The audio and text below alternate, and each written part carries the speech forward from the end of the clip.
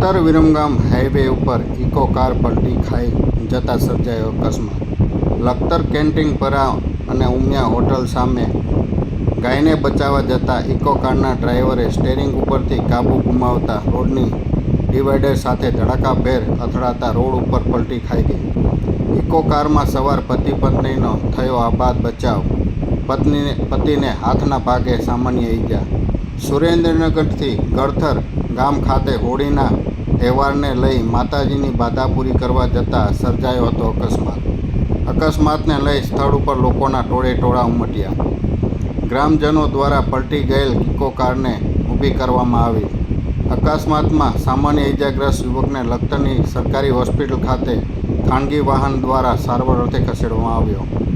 સુરેન્દ્રનગર જિલ્લામાં માર્ગ અકસ્માતનો બનાવો દિવસે ને દિવસે નોંધપાત્ર વધારો જોવા મળી રહ્યો છે, ત્યારે સુરેન્દ્રનગરથી લીંબડી તાલુકાના ગળથર ગામે જતા માતાજીના કામે અર્થે જતા અને ધૂળેટીના તહેવારને લઈ સુરેન્દ્રનગર વડનગર પાસે રહેતા પતિ પત્ની મેટાળિયા જયદીપભાઈ ઘનશ્યામભાઈ તેમજ વર્ષાબેન જયદીપભાઈ મેટાળિયા ગળથર ગામે માતાજીની બાધા કરવા માટે નીકળ્યા હતા, ત્યારે લખતર ઉમિયા હોટલ સામે અને ગાયને બચાવવા જતા ઇકો કારના ડ્રાઈવર જયદીપભાઈનો સ્ટીયરિંગ ઉપરથી કાબુ ગુમાવતા રોડના ડિવાઈડર સાથે અથડાતા રોડ ઉપર પલટી ખાઈ ગઈ હતી અને 10 મીટર જેટલી રોડ ઉપર ધસેડાઈ હતી। અકસ્માતની જાણ આજુબાજુના લોકોને થતાં મોટી સંખ્યામાં લોકોના ટોળેટોળા ઉમટ્યા હતા।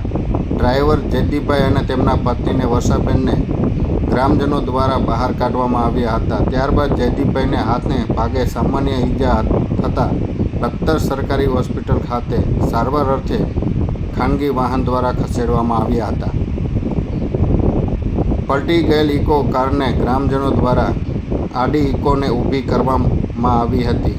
વારંવાર હાઈવે ઉપર પેટ્રોલ પંપની સામે બમ્પ મૂકવા માટે અનેકો વાર રજૂઆત કરવામાં આવી હતી અને બમ્પ મૂકવા માટેના તાલુકા સંકલનમાં પણ મુદ્દો ઉઠ્યો હતો, તેમ છતાં કોઈ જાતના બમ્પ ના મૂકાતા અવારનવાર અકસ્માતો ત્યાં સર્જાઈ રહ્યા છે।